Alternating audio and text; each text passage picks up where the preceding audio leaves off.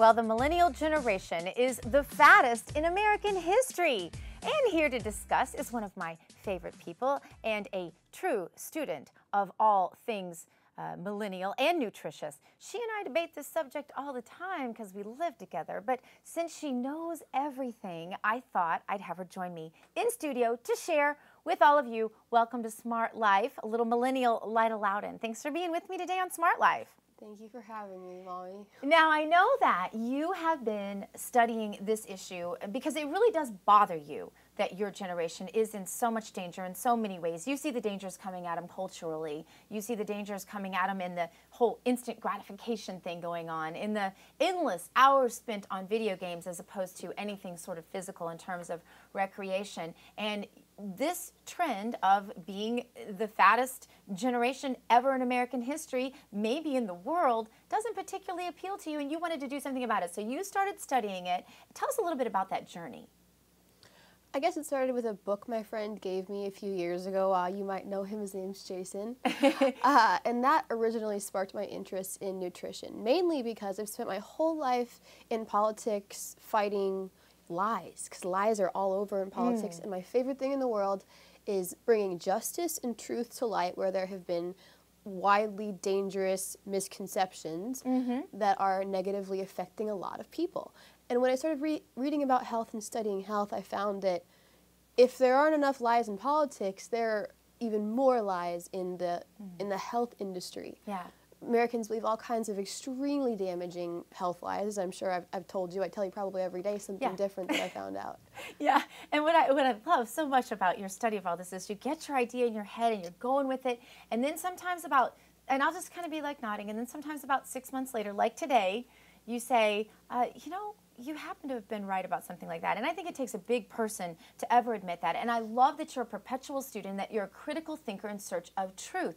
What are the lies that you've uncovered that are out there regarding nutrition? This would take probably 3 shows. Yeah. But the first one, I think, is that all water is healthy. First off, that's just one of the main ones, the first one that comes to mind. Yeah, because some people think that if you just drink enough water, that's going to solve all of your health ills. And that's not really true. In fact, it can be dangerous to drink too much water. It can be dangerous to drink too much water. That's not really the biggest risk. It's more what's in the water.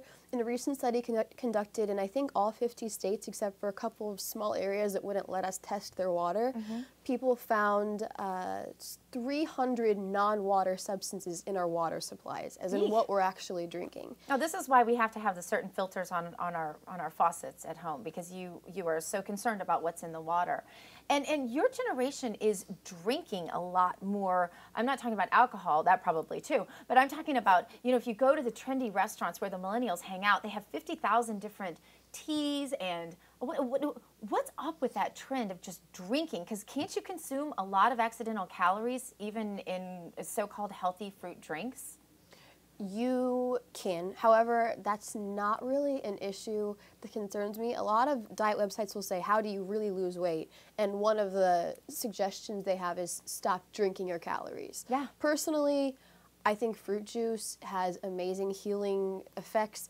I drink in the morning, it sounds absolutely disgusting and it tastes absolutely disgusting, but apple cider vinegar in water is the first. Well, it's a cleanser. It's so good for you. So I put that and lemon and stevia and sometimes, you know, pineapple juice or whatever is around in a drink first thing, because your body's still empty, and if you get your body started on something that's cleansing it and energizing you, that's a really great way to start. I don't think about drink calories. You see me drinking the gigantic whipped cream covered lattes and cappuccinos all the time. But that's something a lot of people are concerned about. And that's another thing, coffee is a huge trend with millennials, isn't it? Do you think that there are some people who aren't counting that in the amount of calories they're taking in a day, and that could be part of the problem? Well, personally, this is an entirely different issue, but I don't really believe in calorie counting anymore. I used to, and I went absolutely crazy, and then I realized nutrition means a lot more to me than calorie counting and does more for me personally. But there are probably on average 350 calories in a medium caloric Starbucks beverage. And all kinds of fruit juices that aren't really composed of fruit, which is what the real problem is.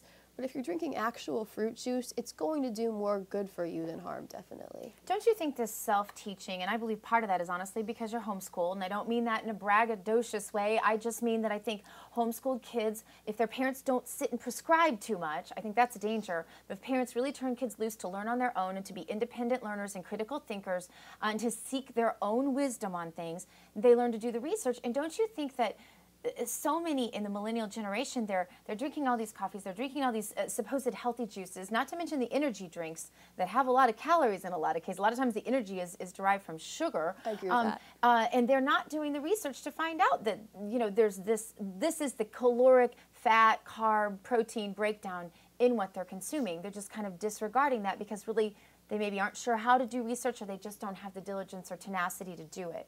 I think research will be the one thing that will make or break my generation's success as a whole. And believing lies, like you pointed out. Yes, exactly. Not just health-wise, but culturally, politically, scientifically. I think we're a generation of researchers if we can enable ourselves to be. We all have our little cell phones. You can find a world of information, and we all just take that for granted when if someone had seen that 50 years ago, they would have been absolutely astounded because we have all these answers at our fingertips, and instead we're wasting time on Facebook and Twitter instead of doing actual research, which is the cornerstone of our generation. It needs to be digging for answers, digging for truth, and exposing lies. And I'm obsessed with it.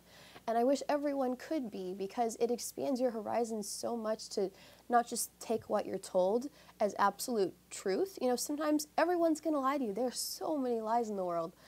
From everyone from the government to your teachers, you can't just believe everything you hear, and a lot of people actually really do. But the way to get to the bottom of it is independent, thorough research, which is so unbelievably easy to do from your iPad, internet, or cell phone. And all kids at this point could absolutely be super geniuses, and we're taking it for granted. But I think if we start researching and we really let curiosity bloom in our generation, we have the potential to start debunking these huge lies that are destroying our culture and destroying our health and destroying our generation. It's hard to appreciate what you have when you have a lot of it.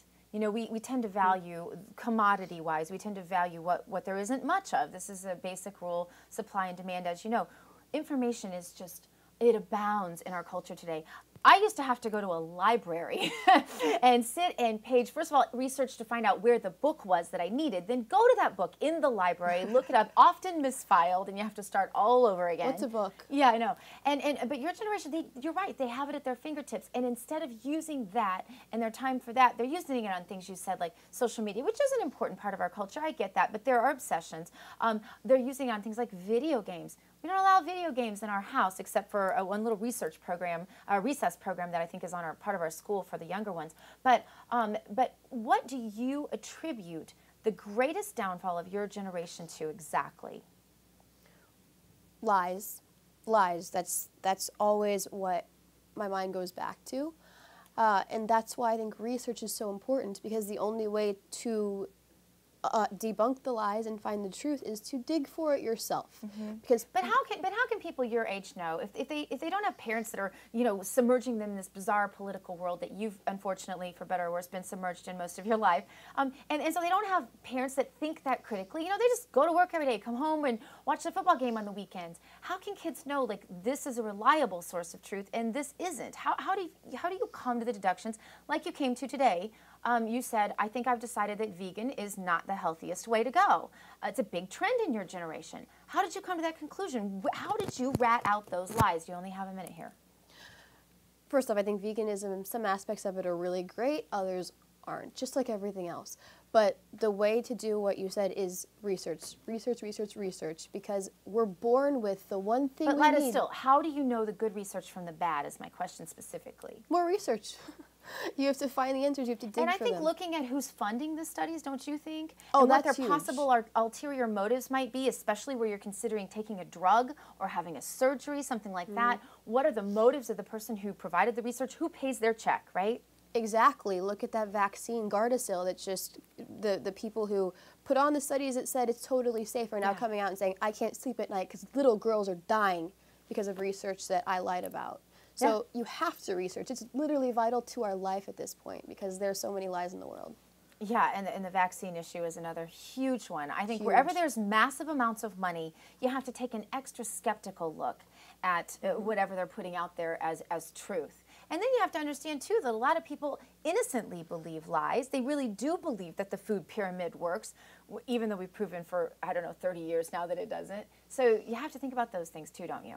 Yes, absolutely. And I think the best website for health research is Mercola.com. Mercola.com. If you're looking for that type of Or they truth. can find you in social media. Thank you, Lyda, for being on with us today. Now, you know your calls and letters are coming up next. The number, 888-650-8176, or you can go to the Smart Life page at moneybizlife.com. Click on the Ask Dr. Gina button to send us an email, or you can contact me on Facebook and Twitter, too. Even though I'm older, still on social media. Producer Jason, looking for your questions right now. Get in touch with him. More Smart Life coming at you right after this. You stay tuned.